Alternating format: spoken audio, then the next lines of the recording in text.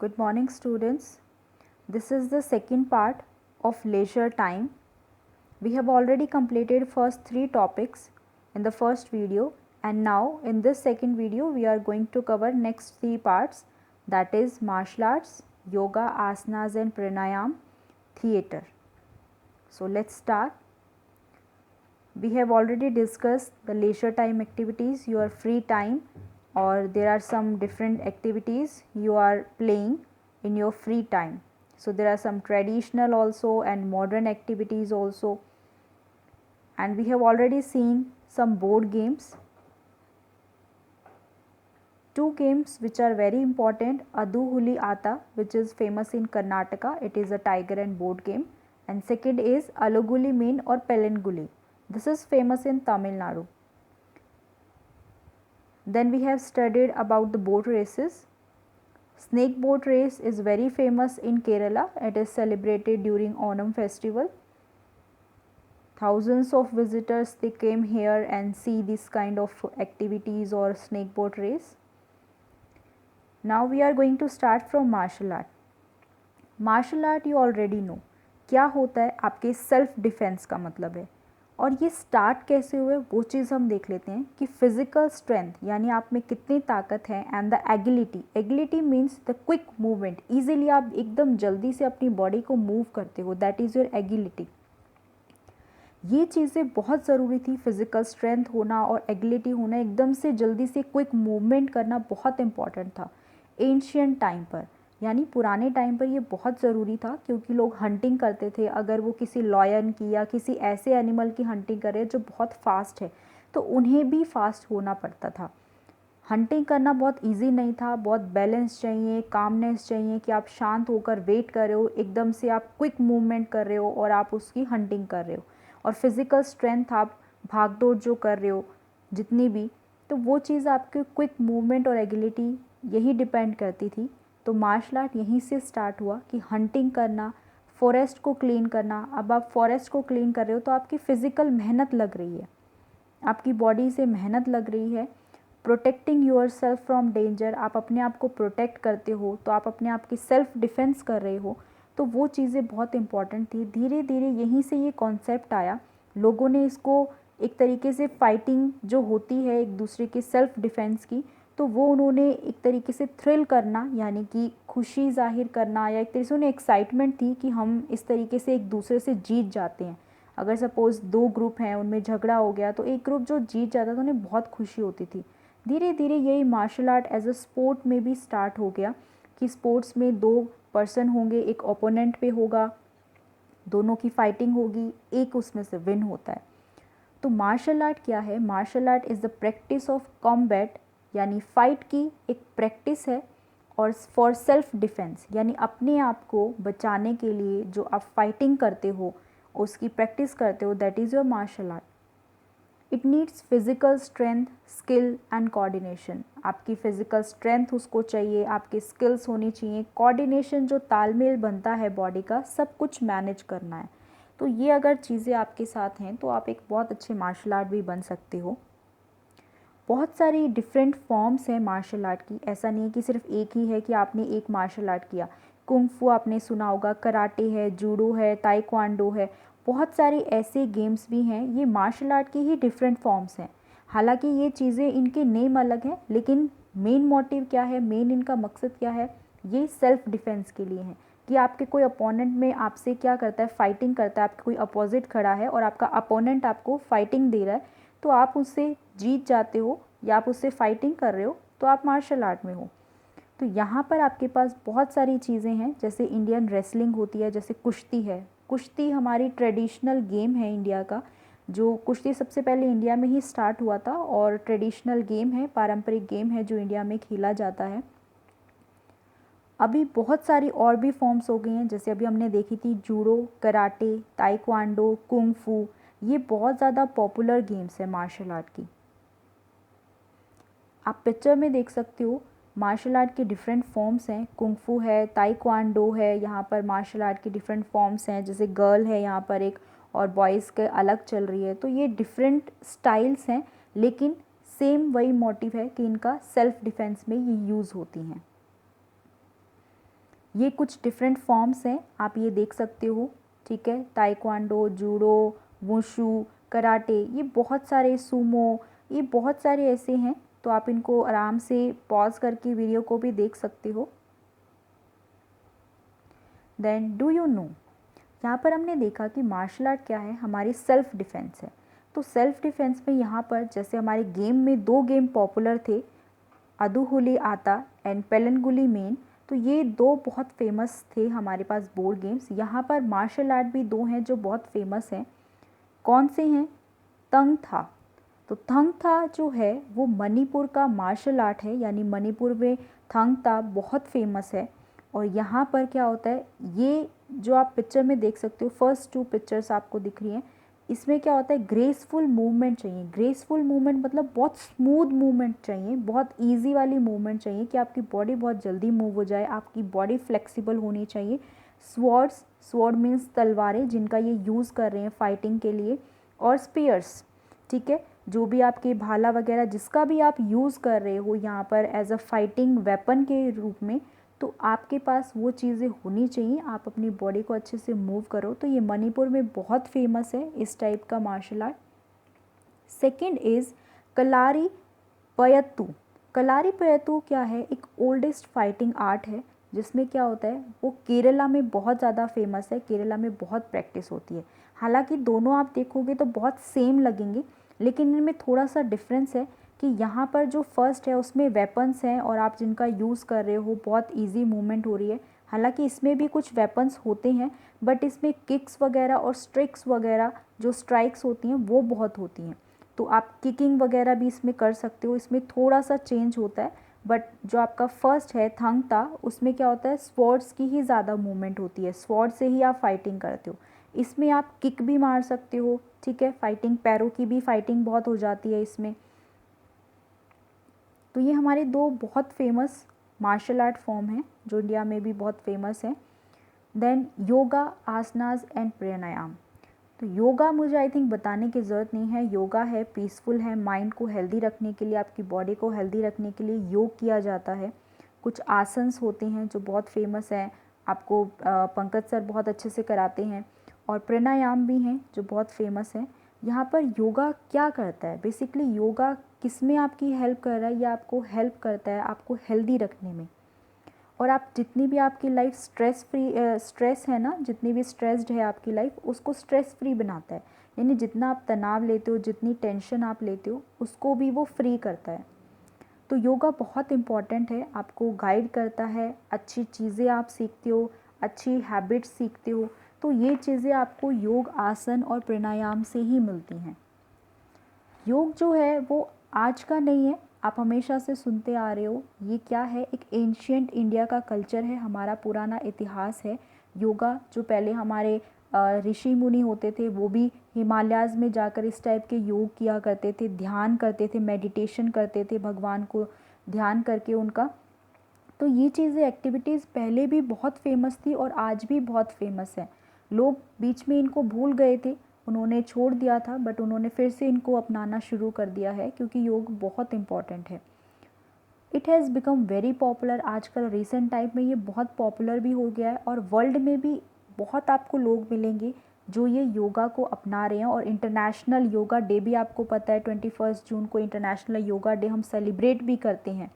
तो ये इंडिया में ही सबसे ज़्यादा फेमस था, स्टार्ट इंडिया में ही हुआ था योग करना, और उसके बाद ये वर्ल्ड फेमस बना, और एक डे भी हम मनाते हैं योगा डे के नाम से। 21 जून को हम योगा डे सेलिब्रेट करते हैं। योगा टीचर्स क्या करते हैं, आपको डिफरेंट आसन, पोस्चर्स, ठीक है, किस टाइप के आपको पोस्चर्स बनाते हैं, तो बनाने हैं वो सब चीज़ें वो सिखाते हैं। ताड़ आसन, पद्म आसन, भुजंग आसन, तो ये चीज़ें बहुत सारे हमारे योगा आसन्स हैं जो आपको टीचर या योगा टीचर हैं वो कराते हैं। इनसे होता क्या है, जब आप ये योग करते हो, इनसे आपको एनर्जी मिलती है, ठीक है, आपकी बॉडी में एनर्जी आती है, आपकी टोन होती है बॉडी, आपके मसल्स टोन होते हैं, उनमें खिंचाव आता है, आपकी बॉडी बहुत अच्छी टाइट हो जाती है, ठीक है, उसके बाद आपकी बॉडी बहुत फिट हो जाती है। ये चीज़ें योग करने से आपको इन चीज़ों के बेनिफिट मिलते हैं। योगा को कोई ऐसा नहीं है कि वो उसे एक्सपेंसिव इक्विपमेंट चाहिए, यानी कि बहुत महंगी महंगी चीज़ें चाहिए जैसे जिम में करते हैं लोग। वो एक्सपेंसिव महंगी चीज़ें उनको नहीं चाहिए, कोई इक्विपमेंट ऐसी महंगी चीज़ें नहीं चाहिए, और ना ही कोई ऐसा वेन्यू चाहिए, मतलब कोई ऐसा प्लेस चाहिए जैसे जिम या और कोई प्लेसेस एरोबिक्स के लिए। योग को क्या चाहिए, एक सिंपल, एक कहीं पर भी आप बैठकर फ्रेश एयर ले, जहाँ पर आपको मिलती है कहीं पर भी आप बैठकर कर सकते हो। कोई इक्विपमेंट नहीं चाहिए महंगे, बिल्कुल इजी है, आपकी अपनी बॉडी को ही मूव करना है, तो ये बहुत इजी है। और प्रैक्टिस कहीं पर भी इसकी की जा सकती, किसी भी टाइम की जा सकती। ऐसा नहीं है कि आपके जैसे जिमिंग का टाइम है एक फ़िक्स होता है लोगों का, लेकिन योग में कोई फ़िक्स टाइम नहीं है, आपका जब मन करता है तब आप कर सकते हो। ये कुछ डिफरेंट फॉर्म्स हैं योग की, आप देख सकते हो। पंकज सर आपको बहुत सारी एक्टिविटीज़ कराते हैं, ये वाली आपको आसन डेली आपकी वीक में योगा क्लासेस होती हैं, तो योगा क्लासेस में आप ये सब एक्टिविटीज़ करते हो। योगा और प्राणायाम है, हमने यहाँ पर ये तो देखा कि योगा है, प्राणायाम में क्या होता है डिफरेंस। योग में तो हम डिफरेंट पोस्चर्स बना रहे हैं, लेकिन प्राणायाम में हम ब्रीदिंग को बहुत अच्छा कर रहे हैं। ब्रीदिंग यानी कि जब आप करते हो, ब्रीद इन करते हो, इनहेल और एक्सहेल जो करते हो, सांस लेना और छोड़ना, ये जो एक्टिविटीज़ करते हो वो आपकी प्राणायाम है। तो यहाँ पर आप थोड़ा सा कंपैरिजन देख सकते हो, योगा में कुछ डिफरेंट पोस्चर्स बनते हैं बॉडी के, और प्राणायाम में क्या होता है कि आप एक प्लेस पर बैठकर आप ब्रीद इन और ब्रीद आउट की जो चीज़ें हैं वो करते हो आप, ताकि आपकी बॉडी हेल्दी रहे। Pranayama regulates breathing and relax our body as well as mind. तो क्या करता है, आपकी ब्रीदिंग को बहुत अच्छा करता है, आपकी बॉडी को रिलैक्स करता है प्राणायाम, और क्या क्योर करता है, क्या करता है ये, क्या ट्रीटमेंट करता है कि आपके जितने भी डिसऑर्डर्स हैं, जितनी भी बीमारियां हैं, जितनी डिजीज़ हैं या स्ट्रेस है आपकी लाइफ में, सारी प्रॉब्लम्स को ये दूर करता है। आपकी जैसे एंजाइटी है, एंजाइटी क्या होता है, मतलब फियरनेस, जो डर है, जो घबराहट है आपके अंदर, उस एंजाइटी को ख़त्म करता है। आपका जो डिप्रेशन है, मतलब आप खुश नहीं रहते, बहुत बिल्कुल बेजान हो जाते हो, तो जो डिप्रेशन, जो तनाव आपके अंदर होता है उसको भी वो ख़त्म कर देता है। ब्रीदिंग बहुत इम्पॉर्टेंट रोल प्ले करती है, चाहे वो फिज़िकली हो आपकी बॉडी का या फिर मेंटली ही क्यों ना हो। अगर आप अच्छे से प्राणायाम करते हो तो आपकी जो ऑक्सीजन है वो आपकी बॉडी के अंदर जाती है, ठीक है, बॉडी के अंदर जाएगी तो आपका माइंड भी फ्रेश होगा, रिलैक्स फील करेगा। व्हेन वी इनहेल, जब हम इनहेल करते हैं, सांस लेते हैं, ब्रीथ क्या करती है, हेल्प करती है हमारी बॉडी को कि हम ऑक्सीजन को एब्जॉर्ब करें, यानी हम ऑक्सीजन लें। और जब हम एक्सहेल करते हैं तो जो डिफरेंट बेकार चीज़ें जो हैं उससे क्या होता है, वो बाहर रिलीज़ हो जाती है, कार्बन डाइऑक्साइड रिलीज़ हो जाती है। जब वो रिलीज़ होती है तो हमें क्या होता है, रिलैक्स हो जाते हैं हम, हमारा माइंड रिलैक्स हो जाता है, हमें रिलैक्सेशन मिलती है उस चीज़ से। एक आपकी छोटी सी एक्टिविटी है यहाँ पर, run fast for 2 minutes, what do you notice about your breathing. आप क्या करो, एक प्लेस पर अगर आप हो, वहाँ से आप 2 मिनट के लिए थोड़ा सा फास्ट रन करो आप, ठीक है, 2 मिनट के लिए दौड़ लगाओ और फिर एकदम से रुको और नोटिस करो आपकी ब्रीदिंग कैसी होती है। क्या वो स्टिल रिलैक्स है कि आप जैसे थे वैसे ही हो, या फिर भागने के बाद जब आप रुके हो तो वो ब्रीदिंग बहुत फास्ट हो गई है, आपका जो दिल है, हार्ट बीट है, वो बहुत ज़्यादा तेज़ हो गई है। तो वो चीज़ आप ऑब्ज़र्व करो, ये आपकी खुद की एक्टिविटी है कि आप ऑब्ज़र्व करो और फाइंड आउट करो कि क्या ऐसा कुछ आपकी बॉडी में चेंजेस आते हैं, आपको ब्रीदिंग में क्या दिक्कत आ रही है, कुछ हो रहा है ब्रीदिंग में। तो आप ये ऑब्ज़र्व करो, और आप यहाँ पर आपके पास कुछ लाइंस हैं, फिलअप्स है, वहाँ पर आप उस एक सेंटेंस बनाकर आप उसको क्लियर करो कि आपको क्या फील होता है। Then next is blow hot blow cold. ये बहुत ब्यूटीफुल छोटी सी स्टोरी है, 4th क्लास में भी आप ये कर चुके हो, हिंदी की क्लास में मुझे कुछ स्टूडेंट्स ने बताया था, तो यहाँ पर आप ये चीज़ कर चुके हो और ये बहुत फेमस है। ये आपकी CBSE की जो बुक्स हैं, NCERT बुक्स, उसमें क्लास 5 में भी एक बहुत अलग से चैप्टर है, ब्लो हॉट ब्लो कोल्ड। मतलब एक बार गर्मी और एक बार ठंड, कैसे, एक छोटा सा स्टोरी हम एक बार रिवाइज़ कर लेते हैं जो आपने क्लास 4 में रीड की थी। एक वुड कटर हैं, लकड़हारे हैं, वो क्या करते हैं, डीप फॉरेस्ट में जाते हैं ठंड के टाइम पर, ठीक है। जब उन्हें ठंड लगती है तो वो क्या करते हैं, ब्लो करते हैं क्या, एयर को अपने हैंड पर। तो जब वो हवा अपने हाथों पर डालते हैं तो मियान बलश्तियाँ हैं, एक पर्सन है, वो कॉर्नर पे खड़े होकर उनको देख रहे हैं फॉरेस्ट में कि ये कर क्या रहा है, अपने हाथ पे ये ऐसे जो एयर है, हॉट एयर मतलब जो एयर है उसको ब्लो कर रहा है अपने हैंड के ऊपर, तो ये कर क्या रहा है। वो बहुत क्यूरियस था, मतलब उत्सुक था जानने के लिए कि हो क्या रहा है। तो उसने क्या किया, उस वुड कटर से पूछा कि ये आप कर क्या रहे हो, क्या रीज़न है इसका, आप इसको ब्लो क्यों कर रहे हो अपने हैंड पे जो एयर है। तो जो वुड कटर था उसने रिप्लाई दिया कि ये जो ब्लो मैं कर रहा हूँ अपने हैंड पर, ये इसलिए कर रहा हूँ क्योंकि मेरा हैंड क्या हो, वार्म हो जाए, यानी गर्म हो जाए, क्योंकि मुझे बहुत ठंड लग रही है। तो वुड कटर, ठीक है, वुड कटर ने समझा कि चलो ठीक है भाई, ठंड लग रही है तो आप इसको ब्लो कर रहे हो एयर को, तो उससे वो गर्म हो रहा है। फिर थोड़ी देर बाद उसने क्या किया, वुड कटर ने एक पोटैटो को बॉईल किया। पोटैटो जब बॉईल हो गया तो उसने अपने हाथ में लिया तो बहुत गर्म था। उसने दोबारा से एयर को ब्लो किया, यानी फूंक मारी दोबारा से, तो मियान बलिश्तिया जाने वाला था लेकिन वो फिर रुक गया। उसने कहा ये क्या हो रहा है, अभी तो जब ठंड थी तो उसने अपने हैंड को गर्म करने के लिए एयर ब्लो की, हवा दी, तो उससे वो क्या हो गया, गर्म हो गया। अब पोटैटो तो ऑलरेडी बॉइल्ड है, अब वो ऑलरेडी गर्म है, तो वो फिर से क्यों ब्लो कर रहे हैं, उसको कितना हॉटर बनाएगा वो। तो वो फिर कंफ्यूज्ड, उसने फिर से क्वेश्चन किया कि ऑलरेडी ये इतना गर्म है तो आप इसको क्यों इतना हॉटर बना रहे हो। तो वुड कटर ने कहा कि मैं इसको हॉटर नहीं बना रहा हूँ, मैं इसे ठंडा करने के लिए हवा दे रहा हूँ, ये जो मैं ब्लो कर रहा हूँ वो ठंडक देने के लिए। तो blow hot, blow cold, what is it, ये है क्या, मतलब कभी ठंडा कभी गर्म। मियान बलिश्तिया बहुत ज़्यादा कंफ्यूज्ड, ठीक है।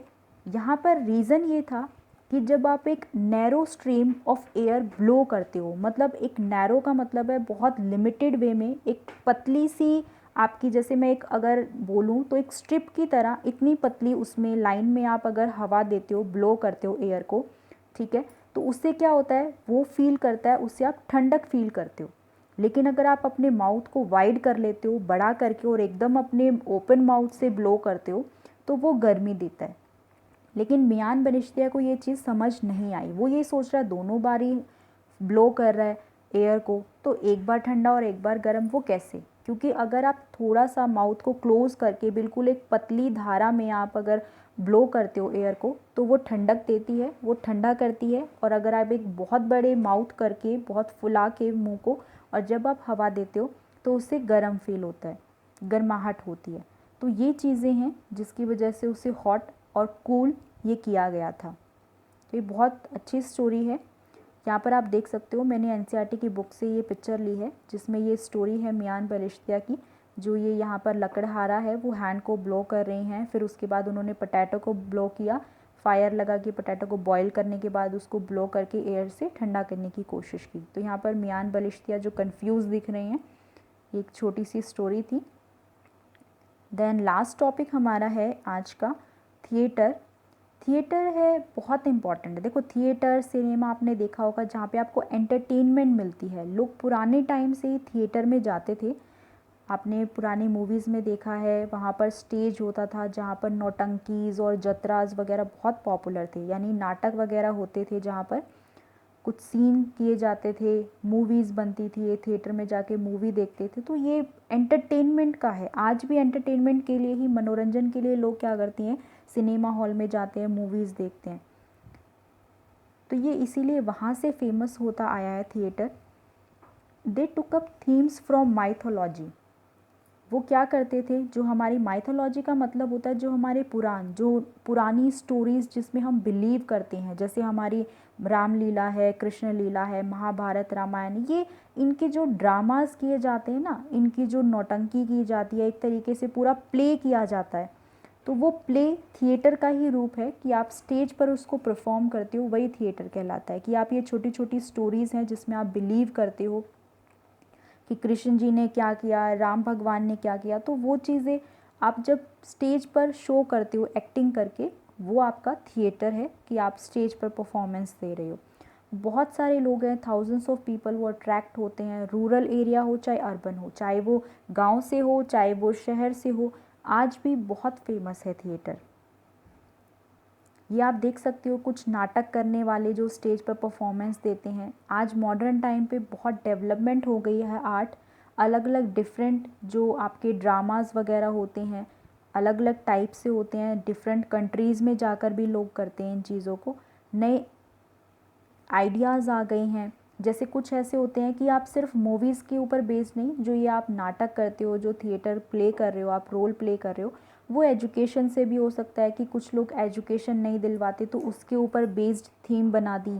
कुछ नए आइडियाज़ हैं आपके पास या कुछ वैल्यूज़ आप बच्चों को सिखाना चाहते हो तो आप कुछ उस टाइप से एक्टिंग कर सकते हो कि बच्चों को भी या बड़ों को भी इंफॉर्मेशन मिले, अच्छी इफ़ेक्टिव चीज़ें मिले ताकि वो भी अप्लाई कर सके अपनी लाइफ पर।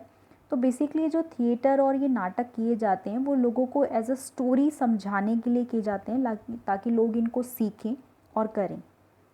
इनसे क्या होता है कि जो एक्टर हैं जो एक्टिंग कर रहे हैं और जो ऑडियंस है जो बाहर बैठी है जो देख रही है, तो उनके बीच में एक बहुत डायरेक्ट कांटेक्ट बन जाता है। वो ऑडियंस उनको फील करती है जो ये फील कराना चाहते हैं। Last topic is do you know. यहाँ पर नुक्कड़ नाटक बहुत फेमस है जो स्प्रेड करते यानी फैलाते हैं अवेयरनेस, जागरूकता और कैंपेन करते हैं बहुत सारे इश्यूज़ पर, जैसे कि pollution, illiteracy, corruption, right of women. तो यहाँ पर ये इस टाइप से कुछ लोगों का ग्रुप होता है जो बाहर रोड पर भी इस तरीके से नुक्कड़ नाटक करते हैं। यानी कि नुक्कड़ मतलब कि बाहर मेन रोड पर या कहीं कॉर्नर पे ये नाटक करते हैं, नाटक प्ले करते हैं। क्यों? क्योंकि ये जागरूकता फैलाना चाहते हैं, लोगों को सिखाना चाहते हैं। कुछ ऐसे इश्यूज़ हैं जैसे कि पॉल्यूशन, लोग पॉल्यूशन बहुत कर रहे हैं, कार बसेस का यूज़ हो रहा है, पॉल्यूशन बढ़ रहा है। इलिटरेसी यानी कि अनपढ़ता, यानी कि जो लोग पढ़ते नहीं हैं उनको एजुकेशन के लिए मोटिवेट करते हैं कि आप एजुकेशन लो, अगर आप एजुकेशन नहीं लोगे तो आपके साथ क्या क्या होगा वो एक तरीके से नाटक के थ्रू शो करते हैं। करप्शन यानी भ्रष्टाचार, जो मनी से रिलेटेड है, यानी करप्शन बहुत ज़्यादा हो गया है, लोग पैसे लेते हैं और गलत काम करते हैं, तो उनको रोकने के लिए, एजुकेशन देने के लिए उनको कि ऐसे नहीं करना चाहिए, तो वो चीज़ वो सिखाते हैं नाटक करके। वुमेंस के जितने भी राइट हैं, लड़कियों पे जितने भी अत्याचार होते हैं उनसे रिलेटेड हमारे बहुत सारे राइट्स हैं कि अगर आपके साथ ऐसा होता है तो आपके बचाने के लिए बहुत सारे लॉज हैं, तो वो चीज़ भी लोगों को सिखाते हैं। क्योंकि कुछ लोग ऐसे हैं जिनको नहीं पता कि हमारे बहुत सारे लॉज बने हुए हैं। तो ये सब चीज़ें सिखाने का जो एक तरीके से रिस्पॉन्सिबल है वो नुक्कड़ नाटक वगैरह किए जाते हैं, ताकि लोग जो जनरल पब्लिक है जो आसपास उनको अवेलेबल हो जाती है, उनको वो चीज़ों को एजुकेट करने के लिए, चीज़ों को सिखाने के लिए ये नुक्कड़ नाटक किए जाते हैं। सो यहीं पर हमारा मैं ये वीडियो एंड करती हूँ। ठीक है, इसका थर्ड पार्ट अभी आज बन जाएगा एक और। ठीक है, उसके बाद आप इसको चेक कर लेना, जो भी डाउट्स हैं आपके उसे नोट डाउन करो और हम नेक्स्ट क्लास में उसको सॉल्व करेंगे।